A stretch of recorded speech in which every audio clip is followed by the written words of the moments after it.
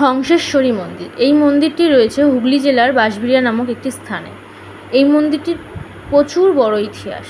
সংক্ষেপে কিছু বিবরণ যেইটুকুনি আমি জানি সেইটুকুনি আপনাদেরকে বললাম।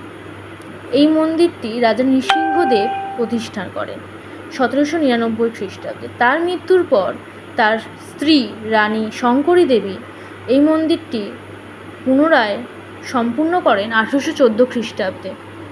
এই মন্দিরটিতে 13টি মিনার রয়েছে যা রত্নখচিত, প্রস্ফুটিত পদ্মের মতন দেখতে।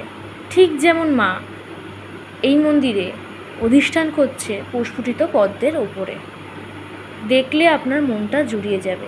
এই মন্দিরের চারিপাশে রয়েছে শিবলিঙ্গ, ঠিক তার উল্টো দিকে রয়েছে বাসুকী দেবের মন্দির, তার পাশে রয়েছে রাজবাড়ি।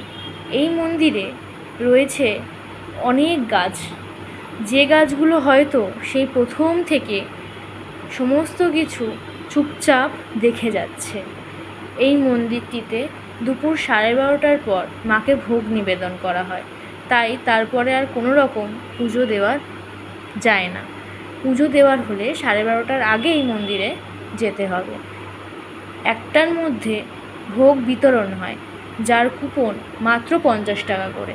এইখানের মা কাঠ দ্বারা নির্মিত, যা দেখে বোঝারই উপায় নেই।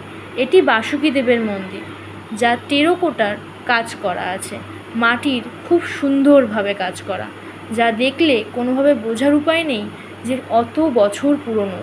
খুব সুন্দর এখানে বাসুকী দেবীর একটি মন্দির আছে, মূর্তি আছে, যার ভেতরে ঢোকা নিষেধ। এটি হচ্ছে সেই রাজবাড়ি, যেই রাজবাড়ির কানায় কানায় রয়েছে ইতিহাস। এটি মন্দিরের গর্ভগৃহের ছবি, খুব সুন্দর ঘুরে